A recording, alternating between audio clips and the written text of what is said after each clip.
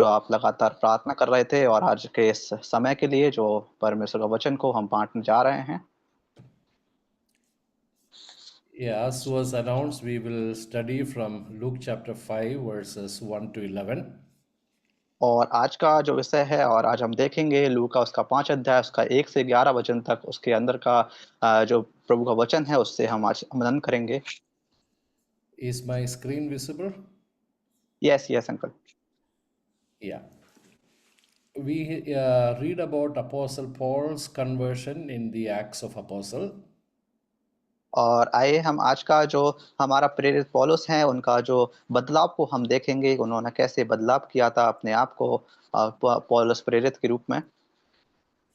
No, we have the record of Apostle Paul's conversion in the book of Acts.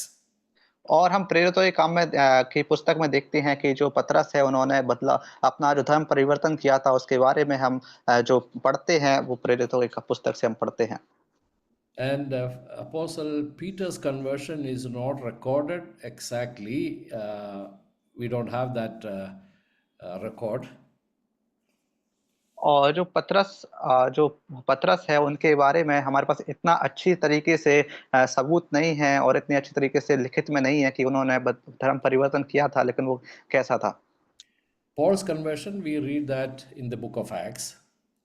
और जो पतरस का जो धर्म परिवर्तन है हम प्रेरितों के काम में पुस्तक में हम देख सकते हैं, पढ़ सकते हैं। But we have this particular incident recorded by Luke in chapter 5. और हम जो लू का उसका 5 अध्याय उसमें हम एक दृष्टांत को देख सकते हैं कि पौलुस प्रेरित के जो धर्म परिवर्तन के बारे में। In verse 11, we read this.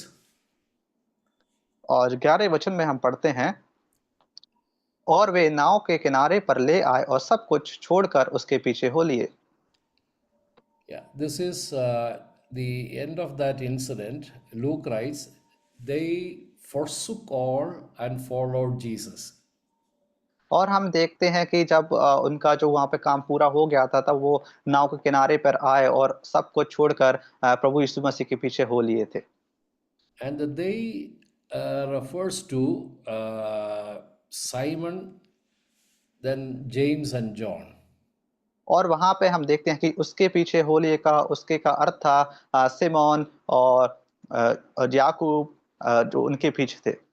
So these three, they forsook all and followed him. और ये 3 लोग थे जो प्रभु के पीछे उनको एकदम परिवर्तन होने के बाद चलने लगे थे। Now today we are going to focus only on Simon, that is Peter. और हम केवल आज के दिन सिमोन के ऊपर पूरा ध्यान करेंगे जो कि पतरस है। This is an incident where Peter has an encounter with Jesus.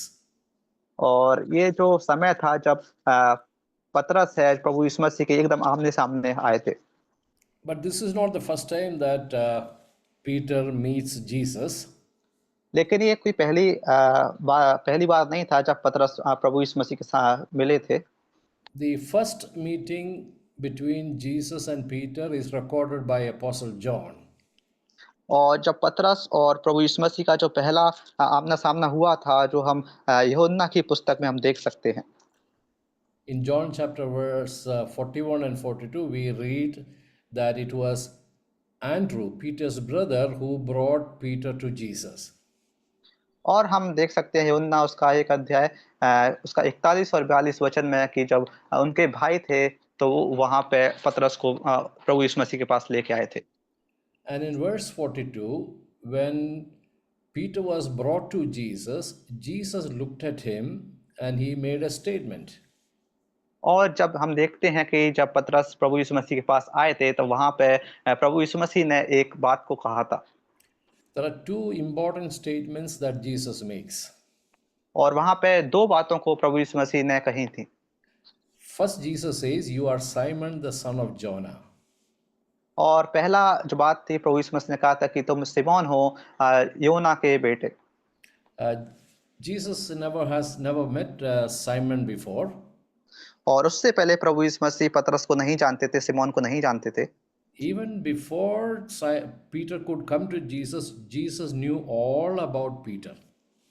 और सिमोन भी प्रभु यीशु मसीह के सामने पहली बार आया था उस समय, लेकिन प्रभु यीशु मसीह को सब कुछ मालूम था सिमोन के बारे में। There is a lesson for us. God knows us completely. और हम यहाँ पे एक सीख को हम देखते हैं कि प्रभु यीशु मसीह हमारे बारे में सब कुछ जानते हैं। God, even though He is the creator of the universe, He knows every person individually. और परमेश्वर जो इस दुनिया के रचयिता हैं, उनको हर एक व्यक्ति का व्यक्तिगत रूप से सब कुछ मालूम है। There is no reason for us to hide anything before God because God knows us through and through.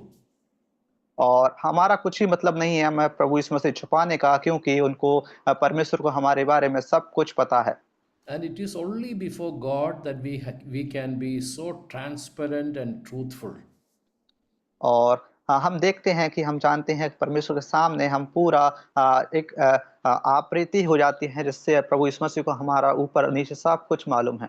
So we need to be honest with God, and we can be honest with God and with God alone.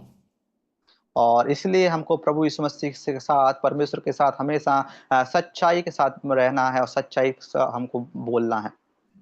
Because Jesus knows us just as we are.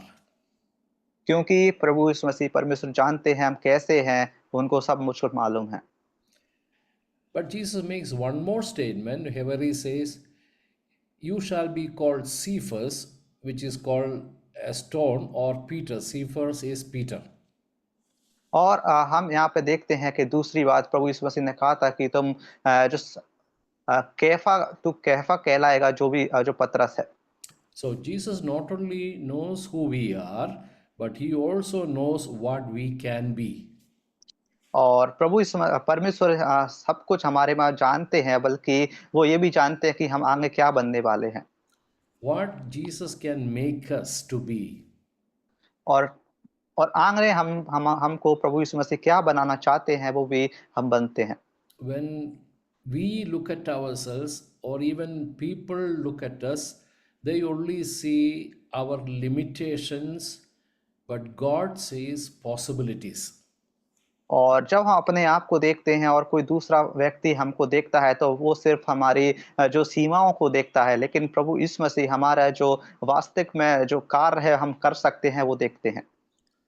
When God looked at us and called us, He not only knew who we are, but He also knew what we can become.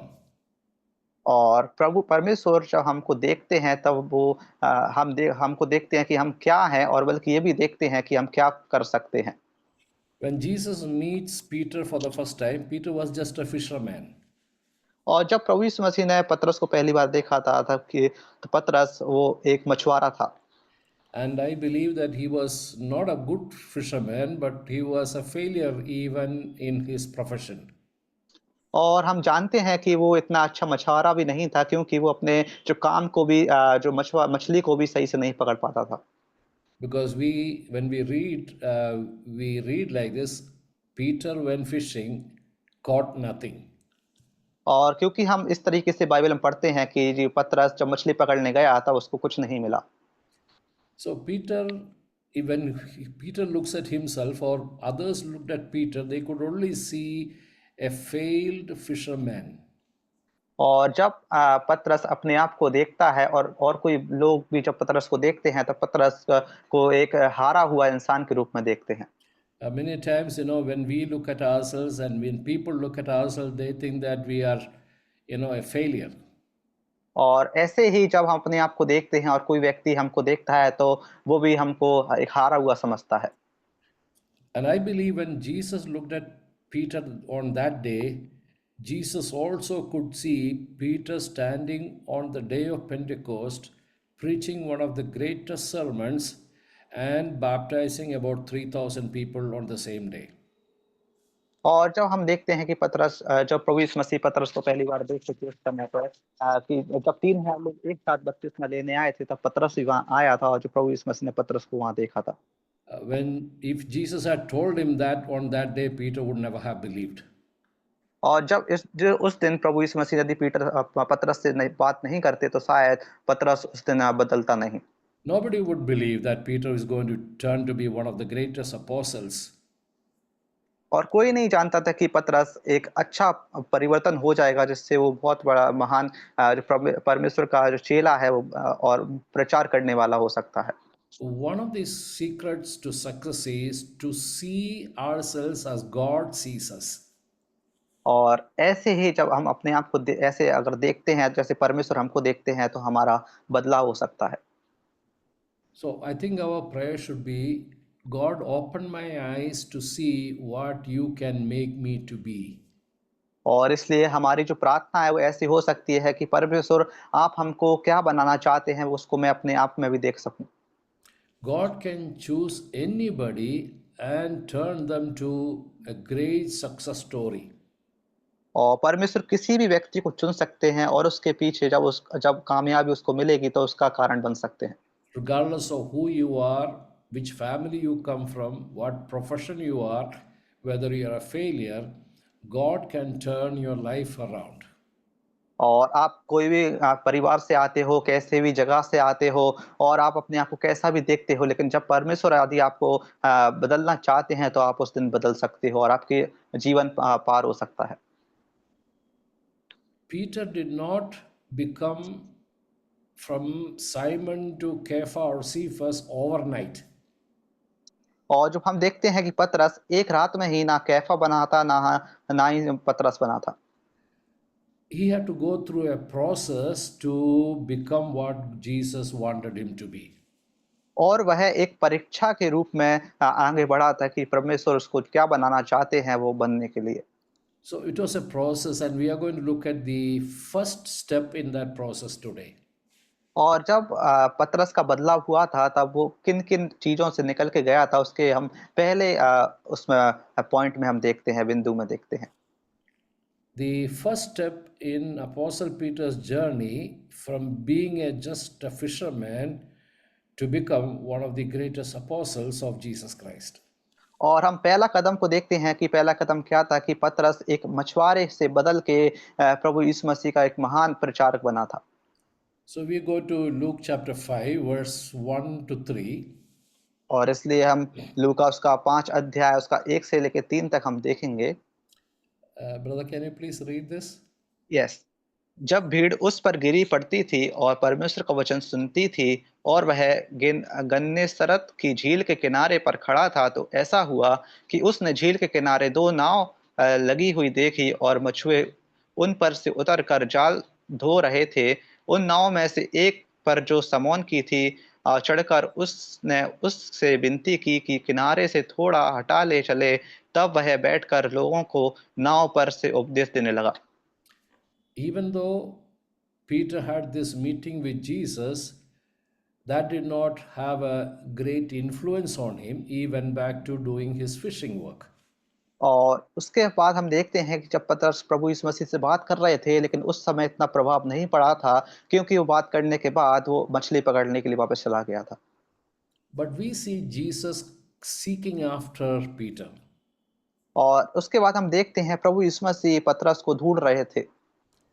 It was not by accident that Jesus came on that day and got into the boat that belonged to Peter. और हम देखते हैं कि जिस दिन प्रभु यीशु मसीह पतरस को मिलने आए थे, वो एक एक्सीडेंट नहीं था, उस दिन दुर्घटना नहीं थी। हम देखते हैं कि प्रभु यीशु मसीह जानबूझ के उधर पे पतरस को मिलने आए थे। Jesus knew exactly where Peter would be and which boat belonged to Peter. और प्रभु यीशु मसीह जानते थे कि पतरस कहाँ मिलेगा और कौन सी नाव पतरस की है। When we look into our own lives, we will realize that it was Jesus who came seeking after us. We did not go seeking after Jesus. और इसीलिए इसी कारण से अपने जीवन से देखते हैं कि हम प्रभु यीशु मसीह को नहीं ढूंढते, बल्कि प्रभु यीशु मसीह हमको अपने पास लेके आता है। Jesus always seeks after people. और परमेश्वर प्रभु यीशु मसीह हमेशा लोगों के पीछे उनको ढूंढते हैं। Jesus had other purpose of preaching to the multitude on that day. और हम देखते हैं कि उस दिन प्रभु यीशु मसीह प्रचार भी कर रहे थे लोगों के बीच में जाके। But Jesus purposefully got into the boat that belonged to Jesus. और हम देखते हैं कि उस दिन प्रभु यीशु मसीह जानबूझ के वहां पे गए थे ताकि वो उनसे मिल सके। And Jesus asked Peter to move his boat a little away from the land. और प्रभु यीशु मसीह ने पतरस से उस दिन कहा था कि आप अपनी नाव को किनारे से थोड़े दूर गहरे पानी में ले चलिए। Jesus wanted to use Peter's boat to preach to the people. और प्रभु यीशु मसीह पतरस की नाव को प्रचार करने के लिए इस्तेमाल कर रहे थे। And Peter did move the boat a little from the land. और पतरस ने ऐसा ही किया। And Jesus sat down and taught the people from that boat. और फिर प्रभु यीशु मसीह ने कहा पतरस से कि जाल फेंको और लोगों को पकड़ो। You know, this was the opportunity of a lifetime for Peter. और यह एक बहुत अच्छा मौका था पतरस के लिए उसका जीवन को बदलने के लिए। Just imagine in your mind, if on that day, if Peter had not allowed Jesus to use his boat, or if Peter had, refused to move his boat, what would have happened? और आप जरा सोचिए कि अगर उस दिन पतरस प्रभु यीशु मसीह को मना कर देता अपने नाव में चढ़ने के लिए और मना कर देता उनकी बात को मानने के लिए, तो वो कार्य को कैसे होता? We would never have heard about Peter at all. और हम कभी भी पतरस के बारे में नहीं जान पाते। God gives us opportunities. और प्रभु यीशु मसीह हमेशा मौका देते हैं। Sometimes we don't see the opportunity and we miss the opportunity of lifetime. और कभी-कभी हम अपने जीवन की जो मौका है उसको खो देते हैं, हम उसको नहीं समझ पाते हैं कि परमेश्वर हमको जो मौका दे रहे हैं वो हमारे सामने है कि नहीं। When God seeks to use you or use the things that you have, those are the greatest opportunities in our lifetime. और प्रभु यीशु मसीह जब हमको ढूँढते हैं और हमको जो मौका देते हैं कि तुम ये कर सकते हो, तो हमको उसको करना है चाहिए।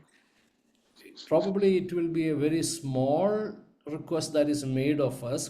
Probably God does not come and directly ask us, but people will ask us for something. Those are the opportunities that God will use. और ऐसा नहीं होता कि प्रभु यीशु मसीह परमेश्वर हमारे सामने सीधे आके हमसे बोले कि तुम ये करो, तुमको मैं मौका दे रहा हूँ, ऐसा नहीं होता, बल्कि कोई व्यक्ति या कोई किसी के ज़रिए ये मौका को प्रभु यीशु मसीह हमको देते हैं। Many of us, we are always looking for opportunities. If only I had that opportunity, or if only I had this opportunities. But we need to realize that opportunity is always there in front of us. और हम सोचते हैं कि हमारा ये मौका चला गया, हमको ये नहीं मिला, लेकिन हमारे सामने हमेशा जो एक मौका है वो रहता है। When we say yes to small opportunities, it will lead us to bigger and bigger opportunities in life. और जब हम एक छोटी से छोटी मौके को हम गँवा देते हैं, तो हमको और उसको हमको कभी गँवाना नहीं चाहिए, क्योंकि उस छोटे मौके से हम बहुत बड़े मौके को हम पा सकते हैं। And Peter was able to say yes to Jesus, and that he was able to move that boat a little bit so Jesus could use the boat to preach the gospel. और इसलिए वहाँ पे पतरस ने प्रभु यीशु मसीह को हाँ बोला था, और उसके बाद प्रभु यीशु मसीह ने पतरस की नाव के ज़रिए प्रचार किया। Dear brothers and sisters, never miss the opportunity to be used for the preaching of the gospel, even in a small way. और मेरे प्यारे भाई और बहनों, आप कभी भी ऐसा मौका ना खोएँ जिससे छोटा-छोटा मौका हो, जो लोगों के बीच में आपको प्रचार करने के लिए। And after that, after doing that, और उसके Jesus, बाद yeah, after he finished speaking to the multitude, now he turns to Peter or Simon. जब प्रभु यीशु मसीह ने वहाँ पे प्रचार किया, तो उसके बाद हम देखते हैं कि वो सिमोन के पास आके और उनसे बोले। Now Jesus is going to deal very personally with Peter. और इसलिए हम वहाँ पे देखते हैं प्रभु यीशु मसीह जो सिमोन को व्यक्तिगत रूप से वहाँ पे उसको समझा रहे। So he tells Simon or Peter, launch out into the deep and let down your nets for a catch. और वहाँ पे प्रभु यीशु मसीह ने पतरस से बोला और सिमोन से बोला कि एक अपनी नाव को गहरे पानी में ले चलो और वहाँ पे जाल डालो। And then Simon answers in verse 5, Master, we have toiled all night and caught nothing. और उसके बाद हम देखते हैं कि जो सिमोन है उन्होंने परमेश्वर को उत्तर दिया लूका उसका 5 अध्याय 5 वचन में कि सिमोन ने उसको उत्तर दिया कि हे स्वामी, हमने सारी रात मेहनत की और कुछ न पकड़ा, तो भी तेरे कहने से जाल डालूंगा। When Jesus asked Peter to move the boat, it was kind of a request. और वहां पे हम देखते हैं प्रभु यीशु मसीह ने पतरस से कहा कि अपनी जो नाव को आगे ले चल, ये एक विनती के रूप में कहा। But this is more like a commandment. Launch out and cast your net for a catch. और उसके बाद जब प्रभु यीशु मसीह ने कहा कि अपना अपना जाल को पानी में डालो, एक आज्ञा के रूप में कहा। But then Peter had his own reasoning. और वहां पे हम देखते हैं कि पतरस के पास अपना एक कारण था। Uh, Peter says there are two things he says. One, he says that we have toiled all night. और वहां पे हम देखते हैं पतरस ने दो बातें कही, और पहली बात ये थी कि हमने पूरी रात जाल डाला। Which means that we have already tried. We have been trying. और उसका मतलब ये है कि हमने कोशिश की, हम कोशिश नहीं कर रहे हैं। It is not because we did not try that we did not catch anything. We tried, but we caught nothing. और इसका मतलब ये है कि हमने हमने कोशिश की लेकिन हमको कुछ नहीं मिला।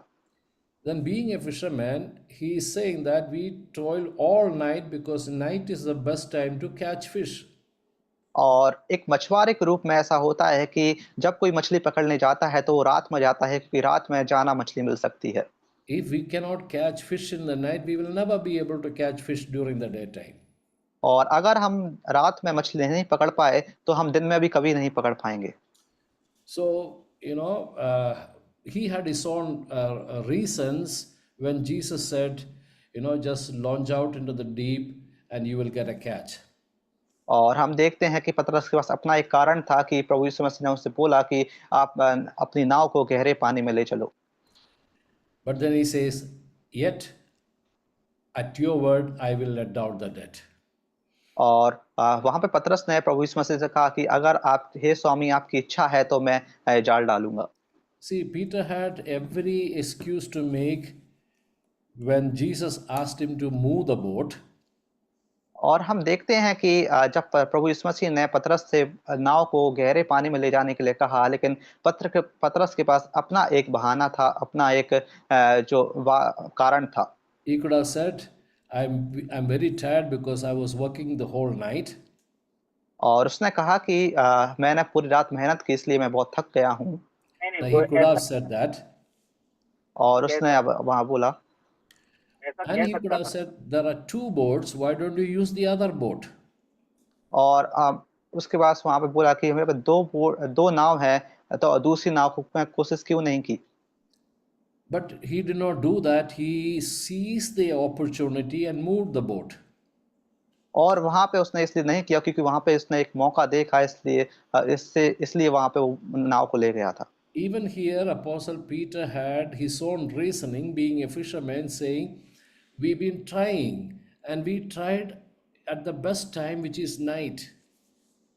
और हम देखते हैं कि जो मछुआरे के रूप में पतरस है, उसने वहां पे पूरी रात कोशिश की और वो कोशिश कर चुका था।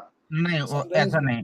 एक्सक्यूज मी, ऐसा है कि पतरस यस, के पास उसका खुद का कहने का एक कारण था कि हे प्रभु, हमने तो रात भर मेहनत की लेकिन हमने कुछ भी मछली नहीं पकड़ा। Yes, yeah, so Apostle Peter yes, had no, his मैं own, करूंगा। Okay. Yes uncle. yeah, yeah, Apostle Peter had his own reasoning why he should not be doing what Jesus said. और पतरस के पास उसका खुद का एक बहाना बनाने का अवसर था, क्यों आकर जो प्रभु यीशु मसीह ने कहा उसको ना मानने का एक कारण भी था उसके पास। But but he continues to say that nevertheless, at your word, I will let down the net. ले बावजूद इसके पतरस यही कहता है कि मैं, हे प्रभु, फिर भी यदि आप कहते हैं तो आपके कहने से मैं जाल डालूंगा। When God commands us to do something, sometimes we may think that it is unreasonable and it is not practical. तो कभी-कभी हम लोग ऐसा सोचते हैं, ऐसा ऐसा घटना घटित होती है और हम ऐसा करने की कोशिश करते हैं, लगता है कि ये मानो कि इतना महत्वपूर्ण भी नहीं है, उसमें तो उतना कारण भी नहीं है उसका। Sometimes we may not understand every commandment that God gives us. कभी-कभी प्रभु हर एक जो आज्ञाएँ देते हैं, उन्हें हम समझ नहीं पाते। But we must realize who is commanding, and we must say, even though I don't understand it, I will obey. कभी-कभी ऐसा भी होता है कि कभी-कभी हम जब उन बातों को नहीं समझ पाते हैं, लेकिन फिर भी हमें भी पतरस के समान ऐसा कहना है, यद्यपि मैं इस बात को नहीं समझ रहा हूँ, लेकिन फिर भी मैं उसको उस आज्ञा का पालन करूँगा। We obey God not because it kind of suits our understanding or it is according to our reasoning. और ऐसा नहीं है कि हमारे समझने के अनुसार या फिर हमें जो पसंद होता है उसके अनुसार ही नहीं, जो हमको मानो लगता है कि ये हमें सूट करता हो। We obey God because who is making that commandment? God is commanding because of who God is. हम इसलिए आज्ञा का पालन करते हैं क्योंकि हम इस बात को जानते हैं कि आज्ञा देने वाला कौन है। And so Apostle Paul obeys Jesus. इसलिए प्रेरित पौलुस भी हम देखते हैं कि प्रभु यीशु मसीह की वो आज्ञा का पालन करता है। And then we know what happened. The result is उसके बाद हम सब लोग जानते हैं उसका परिणाम क्या निकला। in verse we read, and when they had done this, they caught a great number of fish, and their net was breaking. और जब वचन 6 में पढ़ते तो वहां पर लिखा हुआ है उसका परिणाम निकला। देखिए क्या लिखा है कि जब उन्होंने ऐसा किया तो बहुत मछलियां घेर लाए और यद्यपि उनके जाल तक फटने लगे। And verse 7, so they signaled to their partners in the other boat to come and help them.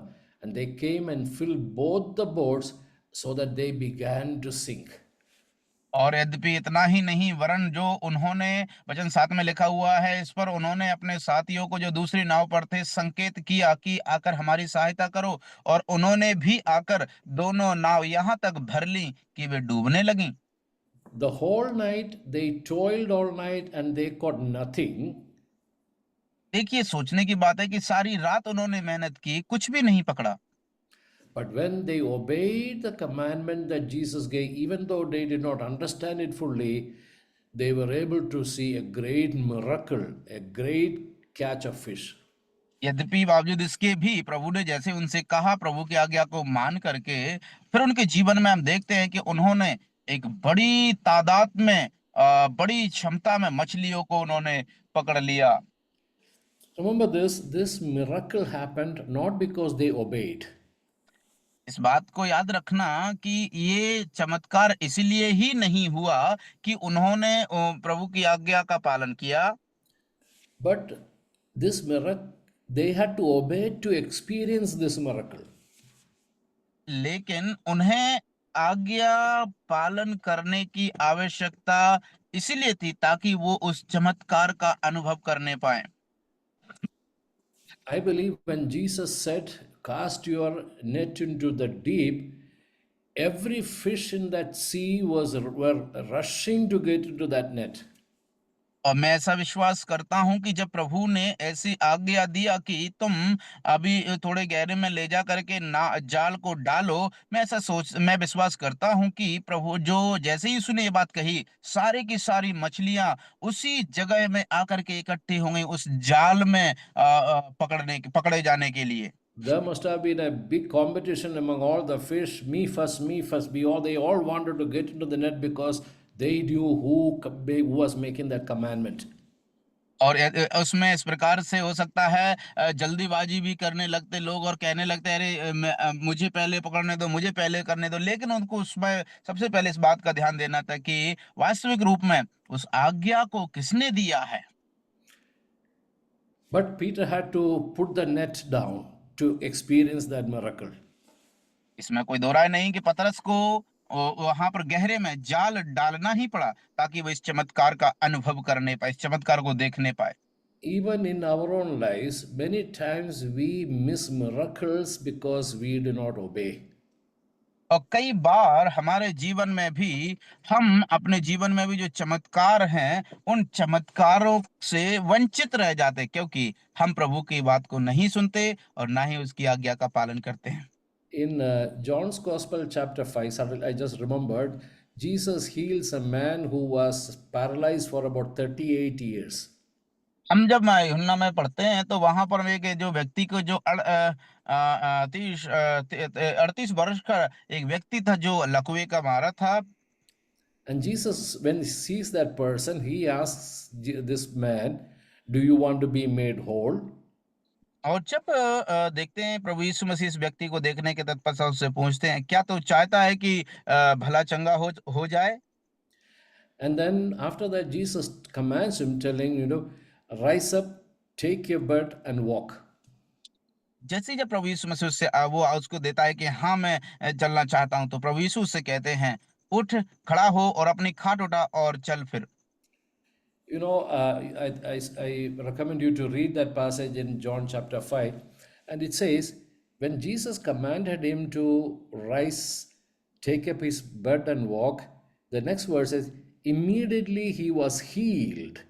And then he got up and began to walk. और उसके बाद मैं आप लोगों से निवेदन करूंगा कि आप जरूर यूहन्ना उसका 5 अध्याय को पढ़ें, इस घटना को आप लोग पढ़ें। मैं वहां पर इस घटना को, इस वचन को खास तौर से आप लोग ध्यान दें कि जब जैसे ही प्रभु यीशु मसीह ने उस व्यक्ति से पूछा कि तू अच्छा होना चाहता, उसने कहा हाँ, तो जैसे ही प्रभु यीशु मसीह कहते हैं कि उठ, खड़ा हो और अपनी खाट उठा करके चल फिर, लेकिन उसके अगले वचन में लिखा हुआ है कि वो व्यक्ति तत्काल तत्काल वो व्यक्ति खड़ा हुआ और वो चंगा हो गया। No, it says, immediately he was healed. And then he began to walk. और उसके बाद वो कहता है कि वो सबसे पहले तत्काल जैसे ही प्रभु ने कहा कि उठ, जैसे ही वो देखते हैं कि वो चंगा हो गया और चलने फिरने लगा। Imagine if that person, although he was healed, if he did not rise and he did not take his bed and walk, he would never have experienced that healing. Healing was already there. और यद्यपि चंगाई वहां पर थी, लेकिन आप सोच करके देखिए कि अगर वो व्यक्ति उठ कर के खड़ा नहीं होता, अपनी खाट नहीं उठाता, तो शायद उस चंगाई का वो अनुभव नहीं कर पाता। So that man had to obey to experience the healing.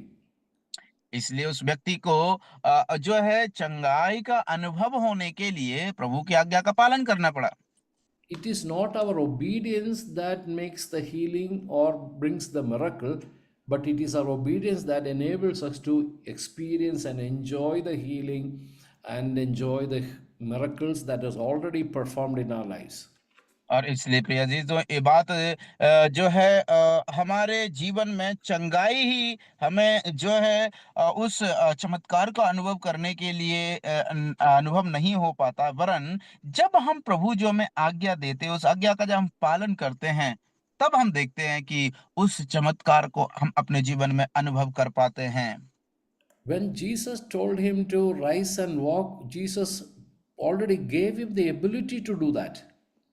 और जब प्रभु ने उसको ऐसा करने के लिए बोला है, उस प्रभु यीशु मसीह ने उसको ऐसा करने की पहले से ही योग्यता पहले से ही दे दी थी उसको।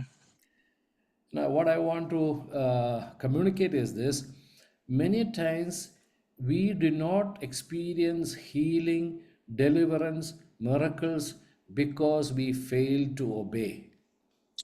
और मैं क्या बताना चाहता हूँ वो ये है कि कई बार हम लोग जो है चमत्कार और चंगाई और अद्भुत कार्य हम अपने जीवन में इसीलिए अनुभव नहीं कर पाते हैं क्योंकि हम आज्ञाकारिता में नहीं रहते। When God gives us a commandment, along with that, He was already given us the ability to obey that commandment. इस बात को ध्यान में रखें कि जब प्रभु कोई आज्ञा देते हैं, उससे पहले हमें मन में याद रखना है कि प्रभु ने उससे पहले उस आज्ञा को पालन करने की योग्यता व क्षमता हमें पहले दे दी है। So we must look at obedience in a different way.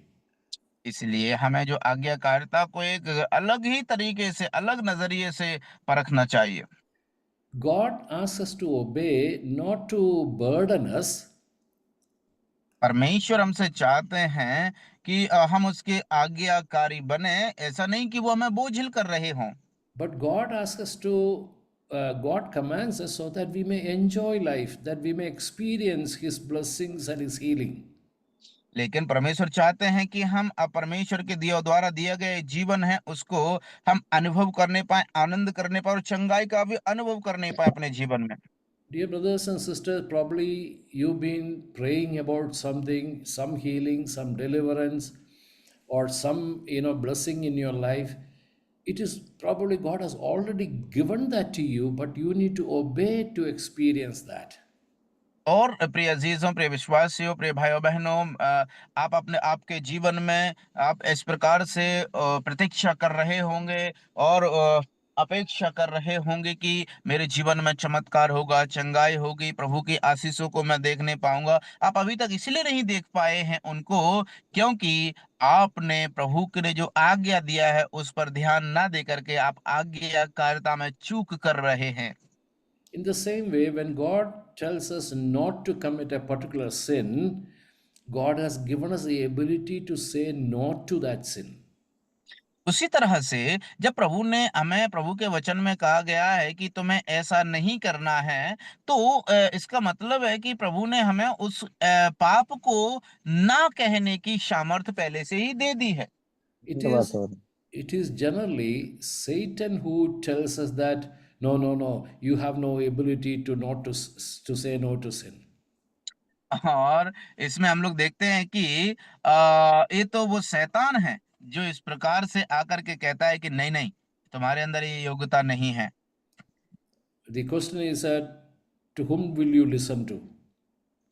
सवाल यहाँ पर खड़ा होता है, तो फिर आप किसकी सुनोगे, किसकी मानोगे? So obedience enables us to experience God's wonderful works in our lives. इसलिए आज्ञाकारिता परमेश्वर के अद्भुत कार्यों को अपने जीवन में अनुभव करने के लिए समर्थ का काम करता है। So Peter, along with James and John, they had to put the net down to experience the great catch of fish. इसलिए पतरस और यूहन्ना और याकूब को, इनको सबको जो है एक बड़ा चमत्कार का अनुभव करने के लिए उनको प्रभु की आज्ञा मानना पड़ा और गहरे में जाल डालना पड़ा। And verse 8 we read, when Simon Peter saw it, he fell down at Jesus' knees, saying, depart from me, for I am a sinful man, O Lord. और इसके बाद जब वचन 8वें में हम आते हैं तो पतरस के जीवन में एक अद्भुत कार्य को हम लोग होते हुए देखें। वचन 8 में जब पढ़ते हैं लिखा हुआ है, यह देखकर शमौन पतरस यीशु के पांव पर गिरा और कहा, हे प्रभु, मेरे पास से जा, क्योंकि मैं पापी मनुष्य हूँ। I believe this is the point of Apostle Peter's conversion. मैं विश्वास करता हूं कि यही वो समय है, यही वो बिंदु है, यही वो अवसर है जहां पर पतरस के जीवन में परिवर्तन हुआ। He confesses that he is a sinner. वो सबसे पहले अंगीकार करता है कि मैं एक पापी हूं, Then he also acknowledges Jesus is Lord. और उसके बाद में वो इस बात को भी पहचानता है कि यीशु ही प्रभु है। And then he falls down at his feet in worship. और उसके बाद प्रभु के सामने वो गिर करके दंडवत करता है उसकी आराधना करने के लिए। Now, this is what happens. This is very important. This is what happens whenever a person is exposed to the holiness of God. और ये इसलिए बहुत महत्वपूर्ण बात है, प्रिय, ध्यान से सुनना, कि ये जब कोई भी व्यक्ति परमेश्वर की पवित्रता को अनुभव करता है, इसी प्रकार से उसके जीवन में घटना घटित होती है, इसी प्रकार से उसके जीवन में एक अनुभव होता है। I believe what happened in that miracle was the revelation of our Lord's holiness. और मैं सब ऐसा विश्वास करता हूं कि इस घटना में भी जो क्या हो रहा है वो हम यहाँ पर देखते हैं कि प्रभु यीशु मसीह के कौन है उसका प्रकटीकरण को हम लोग देख सकते हैं। Even when you read Isaiah chapter 6, when Isaiah sees a vision of the glory of God, even though being a prophet, he says, "O wretched man that I am, woe is me, for I am a man of unclean lips." और इसी प्रकार से, क्योंकि यद्यपि वो यशायाह भविष्यवक्ता होने के बावजूद भी, जब हम 6वीं आयत में आते हैं, 6वें अध्याय में, तो वहां पर यशायाह जब प्रभु की उस पवित्रता को देख करके वो कहता है, हाय हाय मैं नाश हुआ, क्योंकि मैं अशुद्ध होंठ वाला व्यक्ति और अशुद्ध होंठ वाले मनुष्यों के बीच में मैं रहता हूँ। सो वहां पर भी हम लोग यशायाह के द्वारा इस अंगीकार को देखते हुए हम लोग पाते हैं। Why this is important is because if we are not exposed to the holiness of God, we will begin to think that we are good people. क्योंकि जब तक हम परमेश्वर की पवित्रता को एहसास नहीं करेंगे, नहीं पहचानेंगे, हमारे जीवन में मालूम है क्या होता रहेगा? हम हमेशा यही सोचते रहेंगे, हम अच्छे हैं, हम सही हैं, हम जैसे कर रहे हैं वैसे हम बिल्कुल, हमारे अंदर कोई गलती नहीं है, कोई कमी नहीं है, हम बिल्कुल सही हैं। Jesus talks about a parable where a Pharisee and a tax collector goes to pray. प्रभु यीशु मसीह एक दृष्टांत कहते हैं जहां पर एक फरीसी और एक चुंगी लेने वाला जो प्रार्थना के लिए मंदिर में जाते हैं। And the Pharisee, what he does is that he compares himself with this tax collector. और जो फरीसी क्या करता है, ये जो चुंगी लेने वाले के साथ अपनी तुलना करता है। And he says that, I praise you, God, because I am not like this tax collector. और वो इस प्रकार से फरीसी कहता है कि हे प्रभु, मैं आपकी आराधना करता हूं, आपकी महिमा करता हूं, और मैं धन्यवाद देता हूं प्रभु कि मैं इस चुंगी लेने वाले के समान नहीं हूं। Many a times we are always looking at other people and think that we are better than them. और कई बार अधिक बार हम लोग अपने जीवन में इस बात को इसी बात के इसी के झांसे में रहते हैं। हम लोग अपने जीवन को ना देख करके, दूसरों के जीवन को देख करके, उनसे तुलना करके अपने आप को संतुष्ट करके कहते हैं, हाँ मैं उस व्यक्ति से तो अच्छा हूँ। I sometimes I think, we always compare ourselves with others. हम लोग इस प्रकार से सोचते हैं कि हम अधिक समय में जो है इस प्रकार से दूसरों के साथ तुलना करते हैं। Whenever we want to compare our spirituality, we will look at somebody who is not so spiritual. जब कभी भी हमें हमारी जो आत्मिकता को तुलना करनी होती है ना, तब हम हमेशा उस व्यक्ति की ताक में रहते हैं और खोजते हैं कि वो कौन व्यक्ति है जिसके जीवन में आत्मिकता नहीं है। So we feel nice about it. और उस समय में फिर हमारे मन में एक ऐसा सांत्वना जैसी मानो महसूस होती है। I am not as bad as that person, that brother or sister. और फिर हमारे मन में हम अपने आप में सोचने लगते हैं, घमंड के साथ अभिमान करने लगते हैं, अरे यार मैं तो उसके जैसा नहीं हूं, मैं तो कम से कम उससे अच्छा हूं। But when we want to compare our wealth, we always compare ourselves people who have more wealth than us. और जब कभी भी हम हमारे जो धन संपत्ति की तुलना करते हैं और हम सोचते हैं दूसरों के साथ, मालूम है जिसके पास हमसे ज्यादा धन संपत्ति होती है ना, कभी कभी हम उनके साथ अपनी धन संपत्ति की तुलना करने लगते हैं। And we feel very miserable. और फिर उस समय में हम लोग एकदम से उल्टा पुल्टा समझते हैं और गलत फहमी में पड़ जाते हैं। The reason why we need to read the Bible and see the holiness and glory of God, so that we will realize how sinful we are. और उसका कारण ये है कि क्यों हमें बाइबल को पढ़ना आवश्यक होता है, क्योंकि जब उसको पढ़ेंगे तो उसका कारण है कि हम परमेश्वर की पवित्रता को पहचान पाएंगे, उसके साथ हमारा मुठभेड़ होता है। Holiness, holiness of God is our standard, and we need to compare our holiness with God's holiness. और परमेश्वर की पवित्रता हमारे लिए एक नमूना है, और हमें अपनी पवित्रता परमेश्वर के साथ तुलना करने की आवश्यकता है। Because the commandment is, be holy because I am holy. That's what God said. क्योंकि प्रभु का आज्ञा यही है कि पवित्र बनो क्योंकि मैं पवित्र हूँ। God did not say, be holy like your brother or that person. He said, be holy as I am holy. प्रभु ने ऐसा नहीं कहा कि तुम पवित्र बनो क्योंकि देखो तुम्हारा वो भाई इतना पवित्र है, ऐसा नहीं कहा, लेकिन प्रभु ने कहा जैसा मैं पवित्र हूँ वैसे तुम भी पवित्र बनो। But another thing interesting in this verse is, when Simon Peter saw it, what did he see? और एक और बात यहाँ पर जो प्रमुख बात है और एक मुख्य बात जो यहाँ पर देख सकते हैं, जब पतरस ने देखा तो उसने क्या देखा? Peter saw the great catch of fish. पतरस ने बड़ी तादाद में मछलियों को पकड़ा, उसको देखा। The miracle, the great blessings that he saw in that great catch of fish. एक बड़ा चमत्कार, एक बड़ा चमत्कार, एक बड़ी तादाद में मछलियों को उसने उस चमत्कार के रूप में देखा। But when Peter saw it, he did not fall at the feet of that miracle, but he fell down at the feet of Jesus.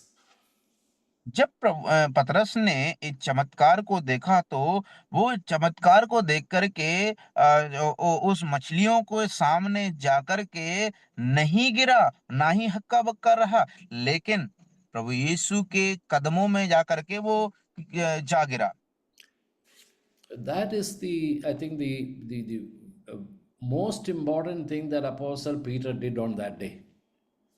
और यही वो सबसे महत्वपूर्ण बात, महत्वपूर्ण कार्य जो पतरस ने किया उसके जीवन में हम देखते हैं।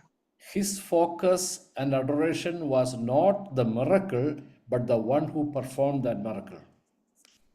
और उसका जो फोकस था, उसका नजरिया था, वो चमत्कार नहीं, वरन किसने वो चमत्कार किया था, वो महत्वपूर्ण था। Even in our lives, we need to be careful. When God blesses us, we should not be at the feet of the blessings, but we must be at the feet of the one who blessed us.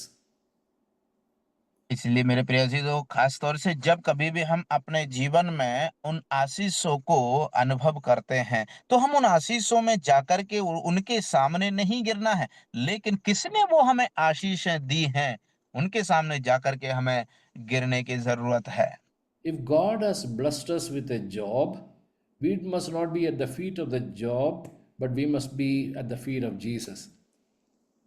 जब परमेश्वर मानो हमें एक नौकरी देते हैं, तो हमें जाकर के नौकरी में ही लीन नहीं होना है, वरन हमें प्रभु यीशु मसीह के पांवों पर जाकर के गिरना है।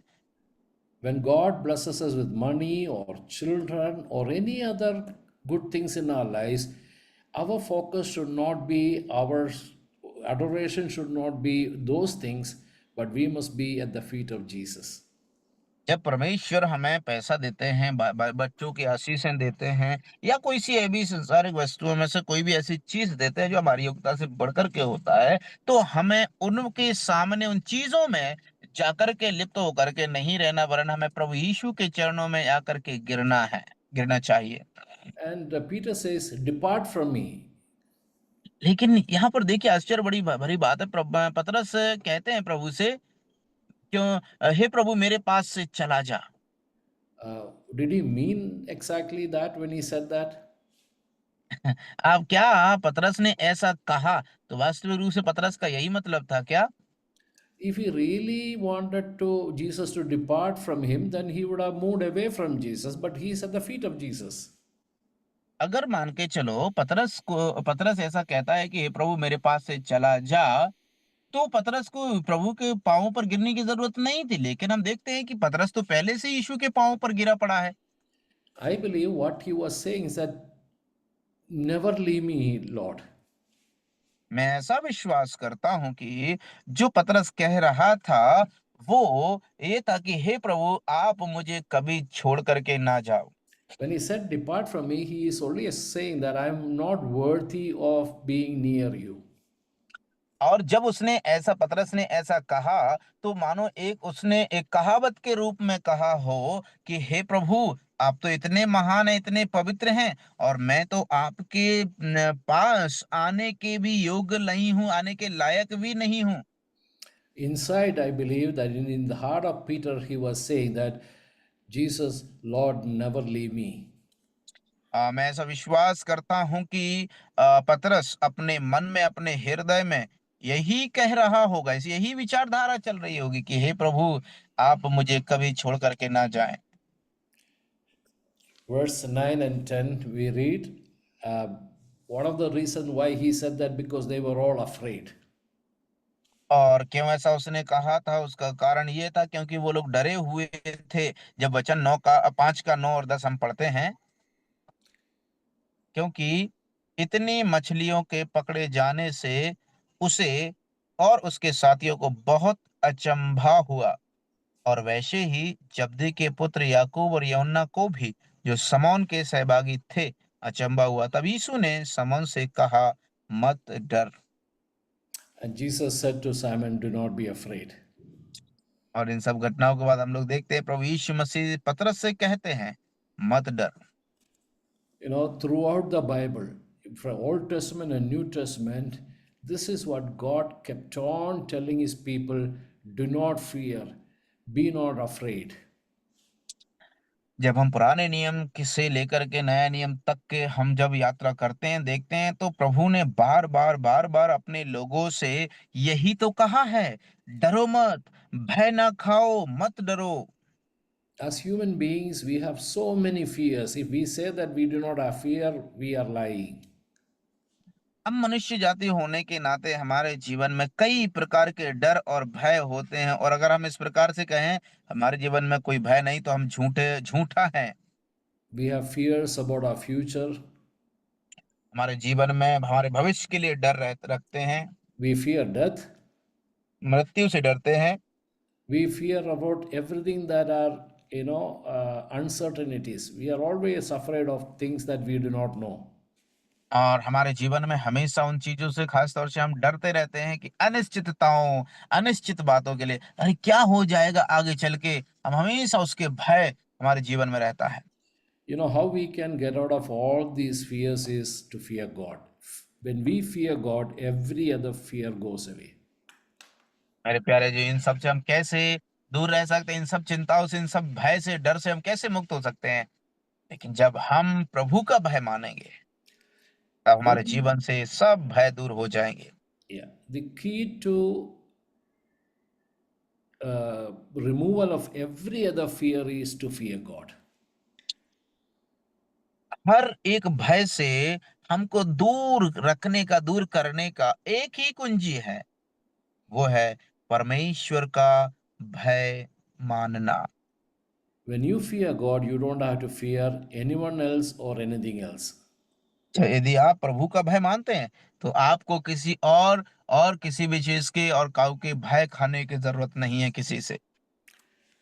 And Jesus not only tells them, do not be afraid, प्रभु यीशु मसीह इतना ही नहीं उससे कहते हैं कि तुम डरो मत, and then Jesus said to Simon, do not be afraid, from now on you will catch men. लेकिन प्रभु यीशु मसीह उससे इतना ही नहीं रुकते हैं कह करके कि मत डरो, वरन प्रभु यीशु यही भी कहते हैं कि अब से तू मनुष्यों को जीवता पकड़ा करेगा। When I first read this, I started smiling because here is Peter, he's frightened seeing the fish, and Jesus is telling, do not fear that, I will make you a catcher of men.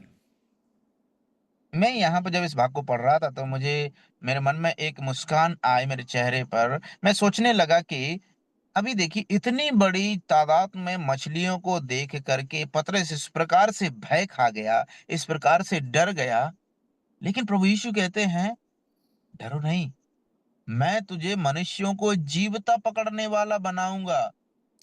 It's like a person who is afraid of cockroaches telling that person, don't worry, don't be afraid, you are going to catch lions from now on.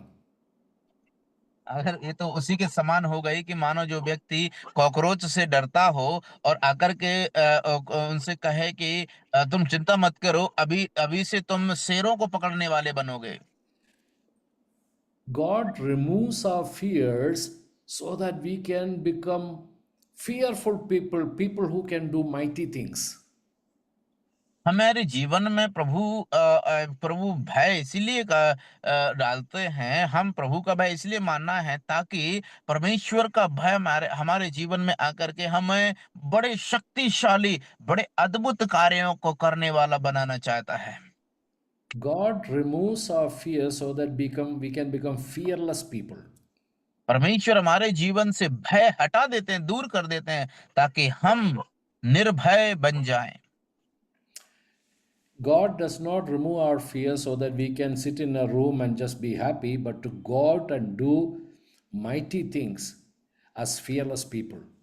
और प्रभु हमारे जीवन से इसलिए भय दूर नहीं करते हैं कि हम जाकर के घर में चुपचाप बैठ जाएं, वरन प्रभु चाहते हैं कि हम निर्भय होकर के, जो प्रभु मौका देते हैं हमें प्रभु के लिए बड़े बड़े अद्भुत कार्यों को करना है और आगे बढ़ते जाना है निर्भयता के साथ। Jesus is telling Peter, I'm going to put you on a new mission. You're going to begin a new life with a new mission. All these days you are catching fish. From now onwards, your life is changed. You are going to catch men. और मैं यहाँ पर प्रभु यीशु मसीह उसको ये भी दर्शाना चाहते हैं, समझाना चाहते हैं कि हे पतरस, अब से तू अब से तू जो है, अभी तक तेरे जीवन का एक ही कार्य रहा कि मछुआरे बने रहना, मछलियों को पकड़ना, लेकिन आज से तेरे जीवन में एक नया मिशन, एक नया जीवन और एक नया मिशन तेरे अंदर प्रारंभ करने वाला हूं। प्रभु यीशु ने पतरस से ऐसा कहा। Once we are saved, we are on a different mission in life. जब हम हमारा उद्धार हो जाता है तब हम एक नए मिशन पर निकल पड़ते हैं। Whatever profession that you are in, from the time you are saved, you are serving God and not men. आप किसी भी पोस्ट पर क्यों ना हो, लेकिन जैसे ही आपके जीवन में उद्धार आता है, आप उद्धार पाते हैं, तब से आप परमेश्वर के सेवक बन जाते हैं। See, till the time you are saved, probably if you are a manager in an office, और अब मान के चलिए संभवतः आप एक ऑफिस में, एक कार्यालय में मैनेजर की पोस्ट पर हैं, even if you continue to be a manager in that position, you are no more serving your superiors but God. और यद्यपि आप उस कार्यालय के प्रबंधक होने के बावजूद भी आप केवल इतना ही नहीं कि तुमसे ऊंचा जो अधिकारी है आप उसके अधीन में उसकी सेवा कर रहे हैं, वरन आप परमेश्वर के सेवक हैं। Whether you are an electrician or a plumber or engineer, even if you continue the same profession, your boss changed. और यद्यपि चाहे आप एक प्लम्बर हो या इंजीनियर हो में, या फिर आप कोई कोई भी छोटे से छोटा ओहदा आपके पास क्यों ना हो, लेकिन आप जैसे ही आपके जीवन में उद्धार आता है, आपका बॉस है, आपका मालिक है, वो बदल जाता है। This is an important. Can you please read, Divya brother, in yes, Colossians? जी हम जरूर, हम लोग ये बात बहुत महत्वपूर्ण है। कोलोसियों उसका 3 अध्याय 22 से लेकर के 25 तक। हे सेवकों, जो शरीर के अनुसार तुम्हारे स्वामी हैं, सब बातों में उनकी आज्ञा का पालन करो, मनुष्यों को प्रसन्न करने वालों की नाई दिखाने के लिए नहीं, परंतु मन की सीधाई और परमेश्वर के भय से। और जो कुछ तुम करते हो तन मन से करो, यह समझकर कि मनुष्यों के लिए नहीं परंतु प्रभु के लिए करते हो, क्योंकि तुम जानते हो कि तुम्हें इसके बदले प्रभु से मिरास मिलेगी। तुम प्रभु मसीह की सेवा करते हो, क्योंकि जो बुरा करता है वह अपनी बुराई का फल पाएगा, वहां किसी का पक्षपात नहीं। So, whether you are called into the ministry of evangelism or you continue to do whatever you do, remember you serve God in that capacity. और आप चाहे एक सुसमाचार सेवा में हो या कोई और भी कार्य में हो, आप एक सेवकाई भरे माहौल में सेवक के क्षमता के अनुसार हो। And then in verse 11, we read, so when they had brought their boats to land, they forsook all and followed him. और उसके बाद जब वचन 11 में हम आते हैं तो वहां पर लिखा हुआ है, और वे नावों को किनारे पर ले आए और सब कुछ छोड़कर उसके पीछे हो लिए। We saw they mean Peter, James, and John. और वे जो यहाँ पर लिखा गया है, पतरस, यूहन्ना और याकूब ही हैं, तीनों को वहां पर वे करके बुलाया गया है। They forsook all and then followed him. और वो सब कुछ छोड़ करके उसके पीछे हो लिए। What all did they forsake? क्या क्या उन्होंने छोड़ा? They forsook the boat, नाव को उन्होंने छोड़ा, they forsook the net, जाल को उन्होंने छोड़ा, they forsook the great catch of fish, उन्होंने इतनी बड़ी तादाद में मछलियों को पकड़ा तो उन्हें छोड़ा, and probably they forsook their dreams there. और यद्यपि संभवतः है कि उन्होंने अपने जो उनके मन में सपने चल रहे होंगे उनको भी छोड़ दिया। Peter would have probably always, dreamed about becoming the best fisherman in Galilee. और पतरस हो सकता है इसके मन में ऐसा विचार चल रहा होगा कि गलीली क्षेत्र में मैं सबसे चतुर मछुआरा बनूंगा। Think about forsaking all the fish. सोच करके देखो, जो इतनी बड़ी क्षमता में उन्होंने मछलियों को पकड़ा, उन्हें छोड़ के चले गए।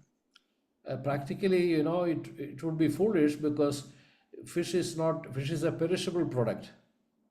और मछली को छोड़ जाना ये मानो एकदम से पागलपन के समान हो सकता है, क्योंकि मछली एक ऐसा तत्व है, ऐसा पदार्थ है जो वो नाश हो जाएगा, खराब हो जाएगा।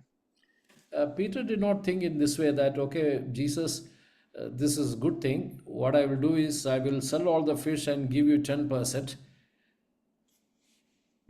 और इसमें पतरस ने इस प्रकार से उससे नहीं कहा कि हे प्रभु, ये तो बड़ी अच्छी बात है कि आपने इतना बड़ा कार्य किया है। मैं एक काम करता हूँ कि सारी मछलियों को बेच करके उसमें से 10% 10वां अंश आपको दे दूंगा।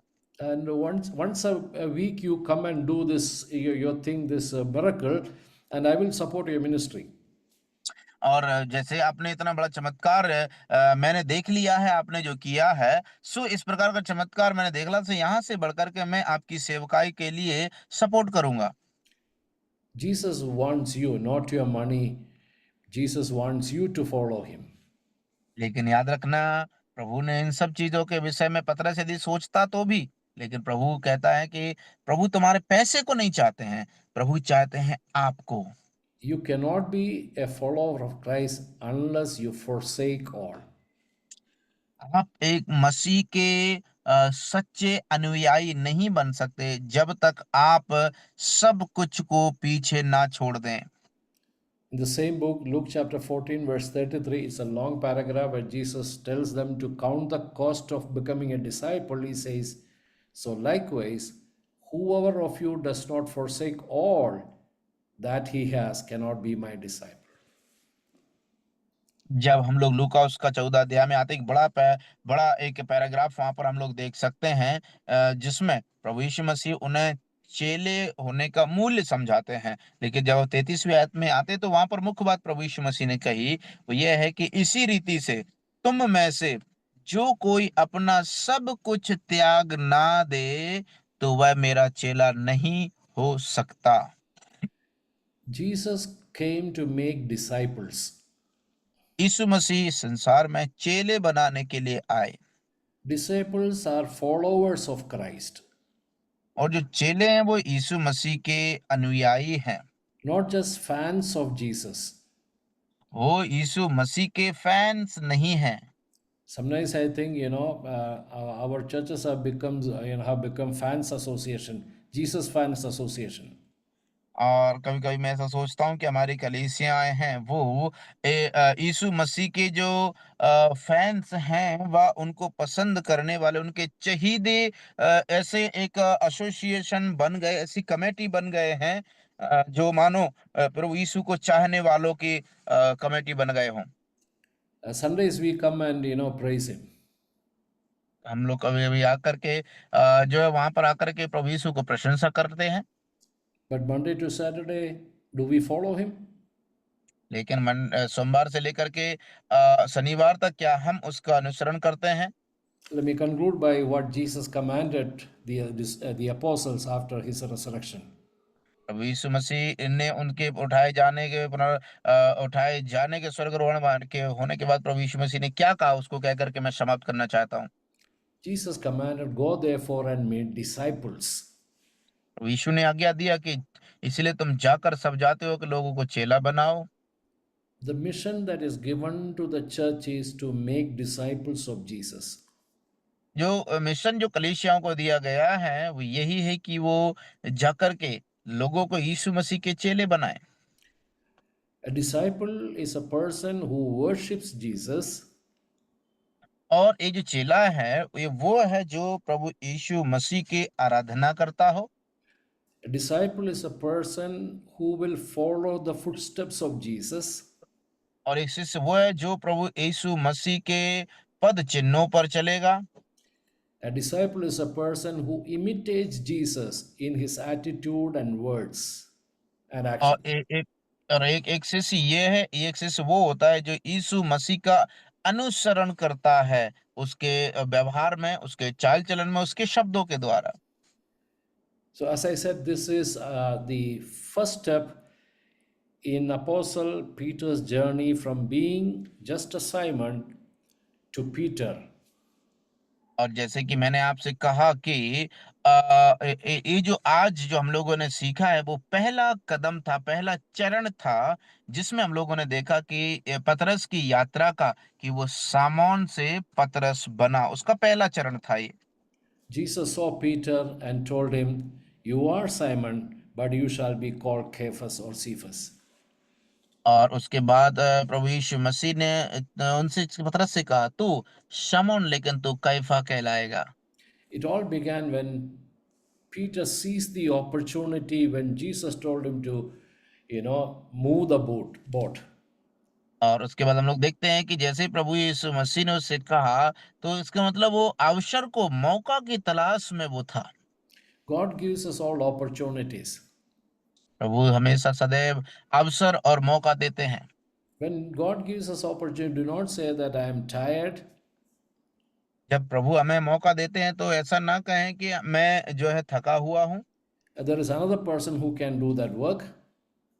यद्यपि वहां पर दूसरा व्यक्ति भी है जो उस कार्य को कर सकता है। But then seize the opportunity and then obey God and follow Him, and God will transform your life too. और उसके बावजूद उस जो अवसर को खोने ना दें, प्रभु पर भरोसा रखें, प्रभु की आज्ञा का पालन करें और उनके पीछे हो लें। May God help us. May God's name be glorified. प्रभु हमारी सहायता करे, उसके धन्य नाम की महिमा हो। Thank you once again for inviting me and for praying for me. Please continue to pray for me. और आप सबका धन्यवाद कि आप लोगों ने मुझे आमंत्रण किया और मेरे लिए प्रार्थना कर रहे हैं। दया करके निरंतर मेरे लिए प्रार्थना करते रहें। May God's name be glorified. प्रभु के धन्य नाम की महिमा हो।